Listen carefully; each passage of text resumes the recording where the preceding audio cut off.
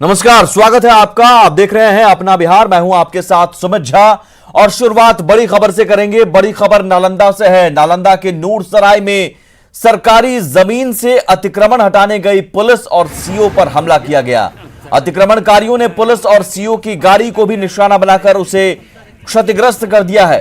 हंगामा कर रहे लोगों ने जमकर रोड़ेबाजी की है। घटना में सीओ समेत 2 पुलिसकर्मियों को भी हल्की चोटें आई हैं। हंगामे के बाद भारी संख्या में पुलिस बलों की तैनाती की गई। पुलिस इलाके में कैंप कर रही है। सूचना मुझे मिला थाना प्रभारी के द्वारा कि रज्जू पासवान द्वारा बहुत सारे लोगों को लाके यहाँ पे धरना प्रदर्शन किया जा रहा है और निर्माण भी किया जा रहा है। तो जब मैं आया और रोकने का आदेश दिया, उसके बाद उन्होंने हम लोगों के ऊपर जानलेवा हमला कर दिया। इसमें मुख्य रूप से औरतों को ज़्यादा आगे कर दिया गया है। हमारे फोर्स को भी चोटें आई हैं। बात अररिया की, जहां नजराना वसूली को लेकर 2 पुलिस वाले खाकी की गरिमा को ताक पर रखकर बीच सड़क पर एक दूसरे से भिड़ गए। तस्वीरें हम आपको दिखाने जा रहे हैं और इन तस्वीरों में देखिए, बीच सड़क पर 2 पुलिस वाले एक दूसरे का कॉलर पकड़कर खींचातानी कर रहे हैं। दोनों वर्दी में हैं और दोनों के साथ सरकारी बंदूक और डंडा भी दिख रहा है। एक पुलिस वाला दूसरे पुलिस वाले पर मारकर सिर फोड़ने का आरोप लगाया है, जिस पर दूसरा पुलिस वाला गाली देकर आरोपों को खारिज कर रहा है। इतने में दोनों एक दूसरे पर डंडा और घूंसे से वार कर देते हैं। दोनों में हाथापाई और मारपीट तक शुरू हो जाती है। मौके पर मौजूद एक शख्स बीच बचाव करने की कोशिश कर रहा है, लेकिन पुलिस वाले एक दूसरे को छोड़ने के लिए तैयार नहीं। प्रदेश के डीजीपी साहब, देख लीजिए अपने सिपाहियों को। आपकी पुलिस बीच सड़क पर कैसे आपकी शान में बट्टा लगा रही है, वो भी नजराना के चंद पैसों के लिए। ये वीडियो अररिया जिले के जोगबनी थाना क्षेत्र के किसान चौक का बताया जा रहा है, जहां वसूली को लेकर 2 पुलिसकर्मी आपस में भिड़ गए। इस वायरल वीडियो की न्यूज़ 18 पुष्टि नहीं करता है।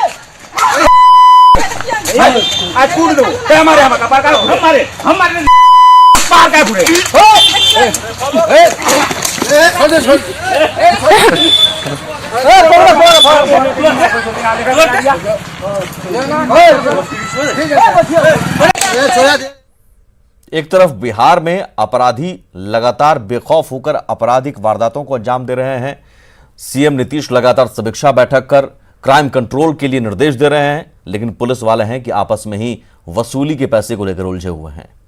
आगे बढ़ते हैं। कटिहार में रईस चोर गिरोह पुलिस के लिए परेशानी का सबब बन गया है। लेडी थीफ की धमक ने पुलिस की चुस्ती पर सवाल खड़े कर दिए हैं। सर्द रात में लेडी थीफ की धमक।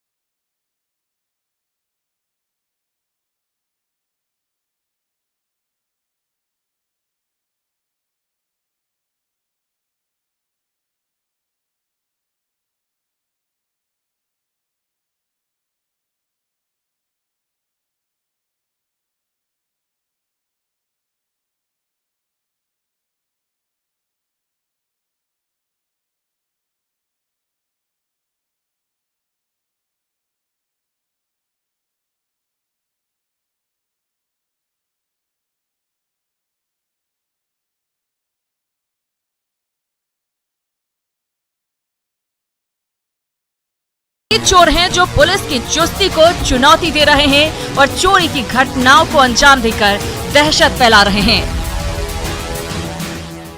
अभी तक तो कोई कार्रवाई नहीं हुआ है, कुछ नहीं। मतलब हम अपना जो मेरा जो ड्यूटी है हम थाना में इन्फॉर्म कर दिए हैं, लेकिन अभी तक कोई कार्रवाई नहीं हुई है। ना ही थाना के लोग दोबारा फर्स्ट डे जिस दिन हम लौटे थे वहाँ से, तो उस दिन तो पुलिस लोग आए 2 दिन, उसके बाद फिर अभी तक कोई भेंट करने आए, ना किसी तरह कोई सूचना हमको मिला है। चोरी की ये तस्वीरें कटिहार जिले के मनिहारी और पोठिया थाना इलाके की है, जहां चोरी की वारदात के बाद लोगों की नींद उड़ी हुई है और लोग दहशत में जी रहे हैं। रात में गाड़ी की आवाज सुनकर चौंक जाते हैं,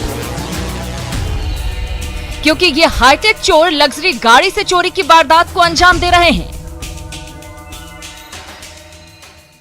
हम जो है 25 तारीख को सवेरे आते हैं, 8 बजे देखते हैं तालाब टूटा हुआ है, घर का बहुत सामान सब तितर बितर देखे, और जो है बेटी का शादी के लिए कुछ जो है क्या कहता है जेवर जेवरात से भी ले गया, और थोड़ा सा जो है नगद कुछ था 1,20,000 टका वो भी ले गया समथिंग। यहाँ की हम लोग को नहीं पता चल पाया है, लेकिन ये लोग साथी रहे और ये लोग 4 व्हीलर से घटना का अंजाम दे रहे हैं। कुल कितने लोग हैं इस गैंग में शामिल? इस गैंग में हमको लगता है 6, 7, 8 के लगभग में है, और महिला भी है इस गैंग में।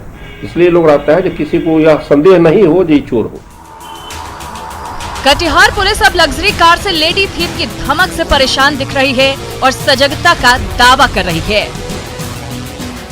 पुलिस अधीक्षक महोदय के द्वारा सभी थानाध्यक्षों को इस संबंध में निर्देश दिया गया है कि वो इस तरह की रात्रि की गश्ती के दरमियान कोई इस तरह की कोई गाड़ी मिले या कोई इस तरह की महिला मिले तो उसको निश्चित रूप से पूछताछ करें। इलाके में लेडी थीफ की धमक पुलिस के लिए चुनौती बन गई है, जिसे पकड़ने के लिए पुलिस साम दाम दंड भेद की रणनीति अपना रही है ताकि चोरी की वारदात को रोक सके। न्यूज़ 18 के लिए कटिहार से सुब्रत गुहा की रिपोर्ट। खबर बेतिया से, जहां शराब कारोबारियों के खिलाफ पुलिस और उत्पाद विभाग की कार्रवाई जारी है। सिरसिया ओपी के गरबुआ गांव में शराब तस्कर इतने बेखौफ हो गए हैं कि लगातार कार्रवाई के बाद भी शराब बनाने से बाज नहीं आ रहे हैं। यहां नहर को दोनों किनारे पर शराब की अवैध भट्टियों को उत्पाद विभाग की टीम ने एक बार फिर नष्ट किया। शराब तस्करों ने शराब की खेप को जमीन के अंदर गाड़ कर रखा था, जिसे जेसीबी से खोद कर निकाला गया और नष्ट किया गया। आज हजारों लीटर शराब और शराब बनाने के सामान को नष्ट किया गया।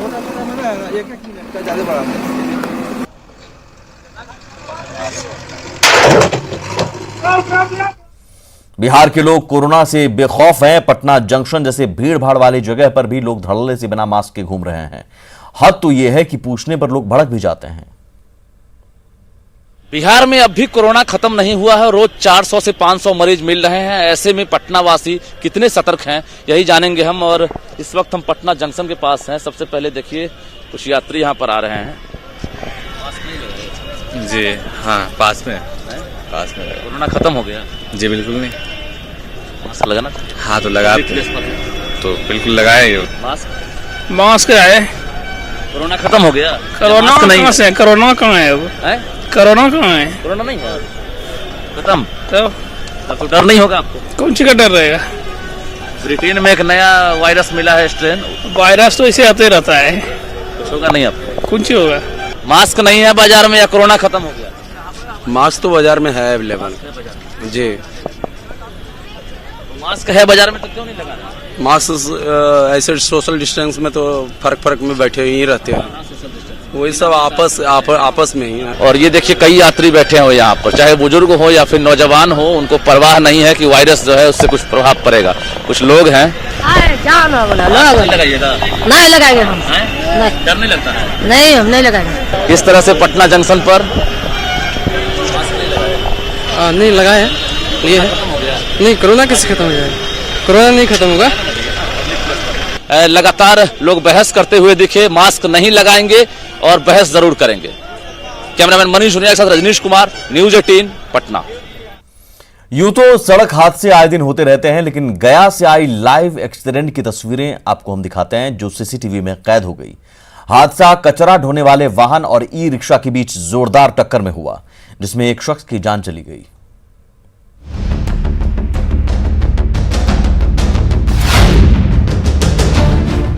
लाल रंग का एक वाहन आता हुआ दिखता है। उसी दौरान सामने से जा रही लाल रंग की ही एक ई रिक्शा भी आती है और तभी दोनों वाहनों में जोरदार टक्कर होती है।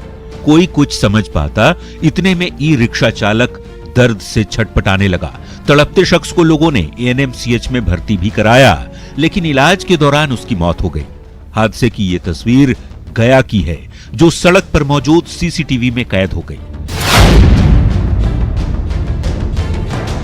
दरअसल नगर निगम की कचरा ढोने वाली गाड़ी ने ई रिक्शे में जोरदार टक्कर मारी, जिससे हल्की सी ई रिक्शा पलट गई और उस पर सवार 2 महिलाएं सड़क पर गिर पड़ी। दुर्भाग्यवश हादसे में रिक्शे के चालक की जान चली गई। मृतक की पहचान कोतवाली थाना इलाके के रहने वाले 16 साल के मोहम्मद राजा के रूप में हुई है, जो नाबालिग था, जबकि दुर्घटना में 2 युवतियां मामूली रूप से जख्मी हो गई। हादसे के बाद पुलिस ने निगम की गाड़ी के आरोपी चालक को गिरफ्तार कर लिया, लेकिन इस दुर्घटना ने जहां एक परिवार को उजाड़ दिया, तो वहीं शहर में ट्रैफिक की लचर व्यवस्था को भी उजागर कर दिया। ऐसी तस्वीरों से ये सबक मिलता है कि वाहन चलाते वक्त रफ्तार पर काबू रखना बेहद जरूरी है।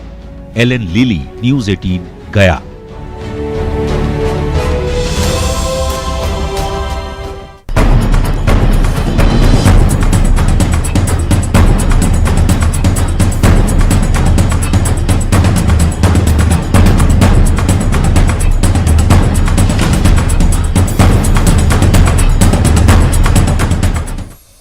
सच में भगदड़ या केवल सियासत, ये हम क्यों कह रहे हैं, इसे समझने के लिए एक ही पार्टी के दो नेताओं के बयान को देखिए।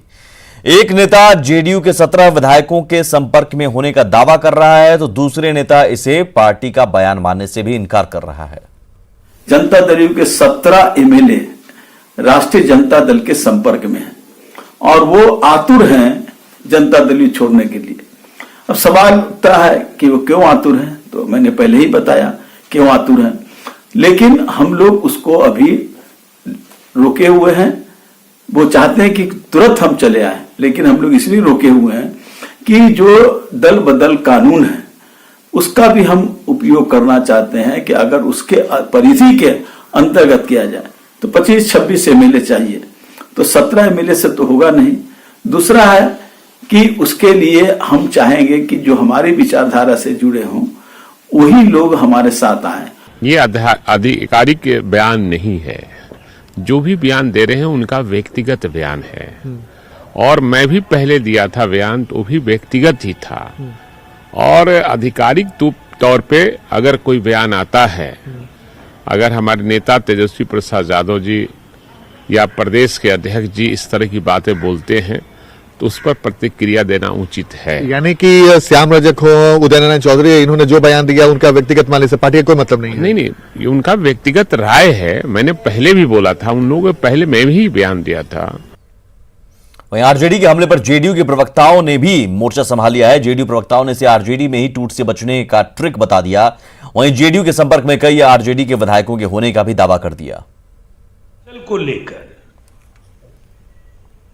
जदयू आहत जरूर है, लेकिन जदयू के विधायक नीतीश कुमार जी के करिश्माई व्यक्तित्व और उनके कृतित्व से परिचित है और किसी के झांसे में वो नहीं आने जा रहे हैं। ये अलग बात है कि दावा करने वाले श्याम रजक भले ही ये कहते हैं कि 17 विधायक उनके संपर्क में है, दरअसल वो अपनी पार्टी के विधायकों को पहले संभाले जो तेजस्वी यादव की कार्यशैली से खासे परेशान है और नाराज है। श्याम रजक जी वरिष्ठ नेता हैं, टूट हो रहा है, श्याम जी ने ठीक कहा। नहीं, खरमास के बाद राष्ट्रीय जनता दल के 3 दर्जन विधायक टूटने के कगार पर हैं। श्याम रजक जिसको युवराज मानते, तेजस्वी यादव जी ने कुछ दिन पहले कहा था कि 2021 में चुनाव हो। ये टूट का जो नजर आ रहा है उनको, उसको रोकने के लिए, अपने कार्यकर्ताओं को बांधने के लिए इस तरह का बयान दोनों दे रहे हैं। वहीं नीतीश से तेजस्वी को सीएम बनाने की अपील के आरजेडी नेताओं के बयान पर नीरज कुमार ने शाराना अंदाज में पलटवार किया है। भय मचिया के दूत, चढ़ा जैसे सत्ता का भूत, चौधरी श्याम आगे आगे, ऑफर बांटे भागे भागे, सीएम देकर पीएम ले लो, जनता की उम्मीदों से खेलो, मगर जिस दागी को त्यागी जनता, आखिर वो सीएम कैसे बनता। तुम सत्ता लोलुप ठहरे बाबू, दिवा स्वप्न पर रख लो काबू, सीएम पीएम के सपने मत पालो, अच्छे ज्योतिष से दिखवा लो। जेडीयू राज्य कार्यकारिणी की महत्वपूर्ण बैठक 10 जनवरी को प्रदेश कार्यालय में होगी। बैठक को कई मायनों में बेहद महत्वपूर्ण माना जा रहा है। खबर है कि बैठक में संगठन बदलाव के साथ साथ चुनाव परिणाम को लेकर भी चर्चा होगी। जिन लोगों की भूमिका पार्टी के खिलाफ रही है वैसे लोगों पर कार्रवाई भी होगी।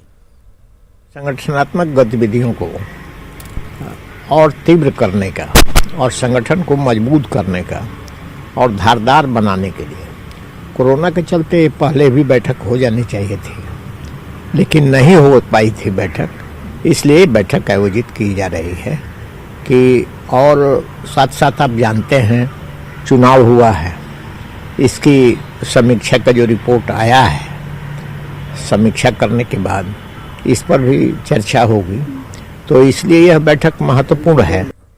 आगे बढ़ते हैं और अब बात हड़ताली डॉक्टरों की जिद की, जो जिंदगी पर भारी पड़ रही है।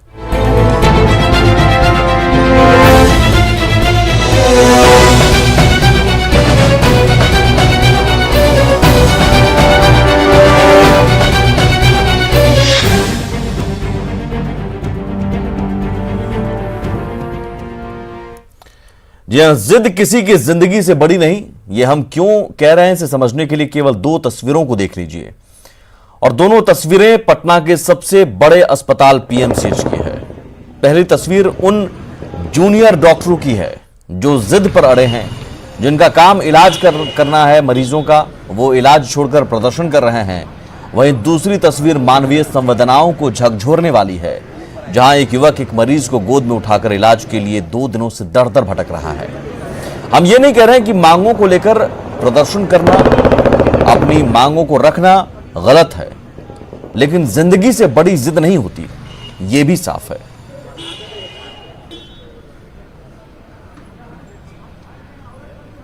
अपनी मांग पर अड़े जूनियर डॉक्टर आज भी इलाज के बदले प्रदर्शन कर रहे हैं। मरीज परेशान हैं, लेकिन डॉक्टरों ने भी साफ कर दिया है कि जब तक उनकी मांगें नहीं मानी जाएंगी, हड़ताल जारी रखेंगे, चाहे कोई समर्थन वापस ले या फिर कार्रवाई करे। जिसे जीडीए रिप्रेजेंटेटिव ने बात किया था, तो वो भी गोल मटोल ही टाल मटोल जैसा नीति अपनाए हुए हैं। कुछ हम अपना डिमांड सिर्फ इतना रखना चाहते हैं कि जो भी बात हो आप लिखित हमें दे दीजिए आश्वासन। आप ये भी दे दीजिए कि हम अगले 15 दिन में आपके डिमांड को सुलझा देंगे या अगले 7 दिन में सुलझा देंगे, तो हम लोग अपने काम पर वापस लौट जाएंगे। लेकिन वो लिखित तो छोड़िए, मौखिक भी आश्वासन साफ सुथरा नहीं दे रहे हैं। कि हमारा जो डिमांड है उसको पूरा करना चाहिए था। हालांकि इसे दबाने के लिए लोकतंत्र का दोहन करते हुए वो अब हम लोग को चाह रहे हैं कि हम लोग अपने वाजिब हक के लिए कार्य बहिष्कार भी ना कर सके। इसके लिए वो लोग तरह तरह की धमकी दिया जा रहा है उन लोगों से।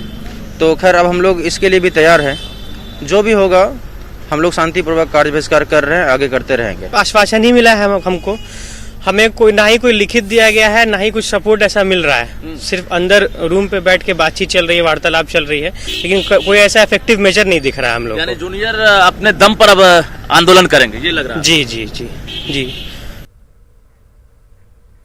भ्रष्टाचार और भ्रष्टाचारियों को बचाने का तरीका देखना हो तो किशनगंज से आई एक तस्वीर आपको दिखाते हैं, जहां सरकार के लाखों खर्च करने के बावजूद ग्रामीण जलापूर्ति का काम अब तक पूरा नहीं हो सका है और लोग करप्ट सिस्टम से दो चार होने को मजबूर हैं।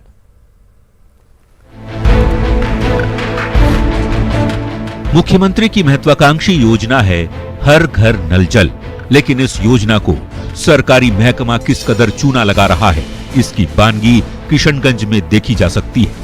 जरा इस जल मीनार को देख लीजिए, जो सालों से बनकर तैयार नहीं हो सका है। साल 2017 से लेकर आज 3 साल में भी इस मीनार का पानी लोगों की घरों तक नहीं पहुंच सका। सरकारी तंत्र से जब इसकी लोगों ने शिकायत की तो चोरी के साथ सीनाजोरी भी सामने आ गई। तो इसमें काम करके इसको खड़ा किया गया, उसके बाद फिर यथावत है, इसमें कोई और काम नहीं हुआ है, न कहीं एक बूंद पानी चल रहा है। जिस 10 घर में पानी देने की बात बताया गया है कार्यपालक अभियंता के द्वारा, कहीं पर एक बूंद भी पानी चालू नहीं हुआ है। दरअसल इस जल मीनार का निर्माण जिले के टेढ़ागाछ प्रखंड में पीएचडी विभाग की ओर से कराया जा रहा है, लेकिन ठेकेदार और विभाग की मिलीभगत ने गलत कागजात के जरिए फाइलों में ही योजना को शुरू करवा दिया। लेकिन जमीनी सच्चाई क्या है, लोगों की जुबानी सुन लीजिए। वो 2 साल 3 साल पहले लगा था, लेकिन बीच में फिर यही हाल ही आया था, यानी 1 महीना हो रहा है पानी देने का, छोड़ा था 2 बार, उसके बाद मैं चेक किया था, लेकिन आज तक 3 साल में आपको पानी नहीं मिल रहा है। नहीं, पानी नहीं मिल रहा है, सिर्फ नल लगा हुआ है। हाथों में विभाग के ही आदेश की कॉपी दिखाते लोगों ने जब न्यूज 18 से फरियाद की तो हमने विभाग के अधिकारी से बात करने की कोशिश की। जवाब क्या दिया गया, जरा सुन लीजिए।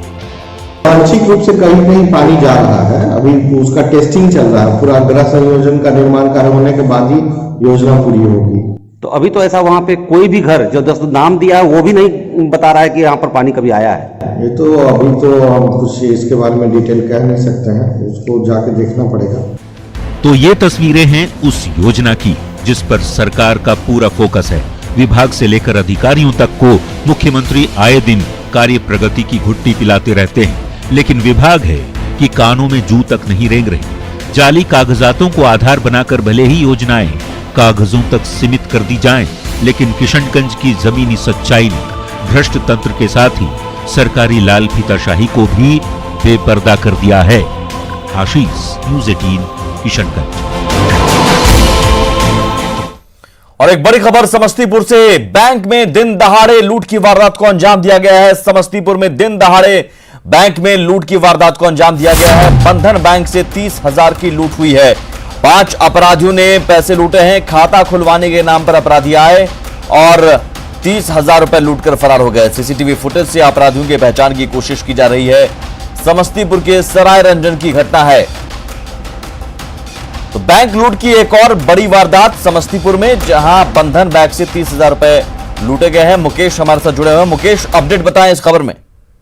जी सुमित, समस्तीपुर के सरारंजन थाना इलाके के सरारंजन कॉलेज रोड है, उसमें ये बंधन बैंक का शाखा है, जहां पे अपराधियों के द्वारा ग्राहक के रूप में वहां खाता खुलवाने के लिए पहुंचे हैं। और वो जब कैश काउंटर के पास पहुंचे, उसके बाद वो हथियार निकाल करके कैश काउंटर में जो पैसे थे 30,000 रुपए वो लूट करके चलते हैं। कुल 5 की संख्या में अपराधी थे। जो सीसीटीवी फुटेज आया उसके आधार पर पुलिस जांच को आगे बढ़ा रही है।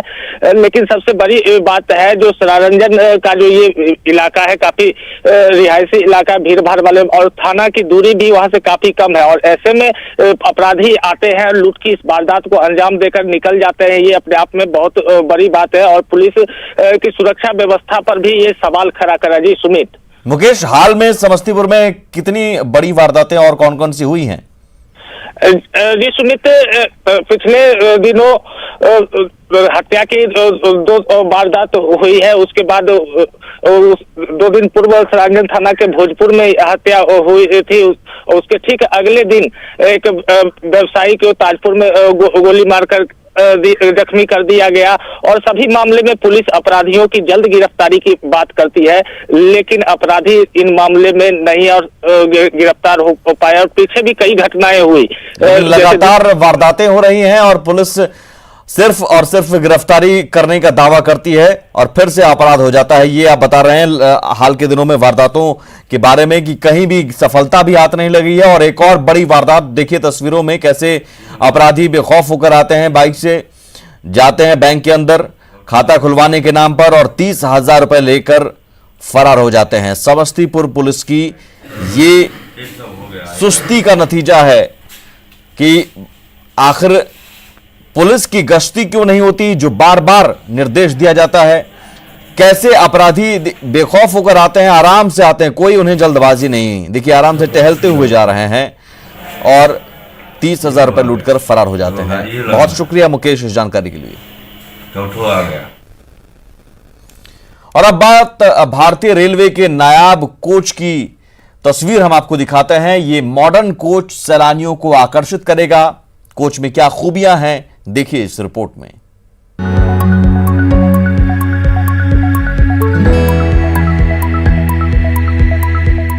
भारतीय रेलवे की इस तस्वीर को देख लीजिए। ये शानदार लग्जरी कोच है विस्टाडोम टूरिस्ट कोच, जिसका ट्रायल पूरा कर लिया गया है। रेल मंत्री पीयूष गोयल ने इसकी जानकारी अपने ट्विटर हैंडल पर देते हुए इस बेहद आकर्षक कोच का एक वीडियो भी शेयर किया है, जिसमें इसकी खासियतें बताई गई हैं।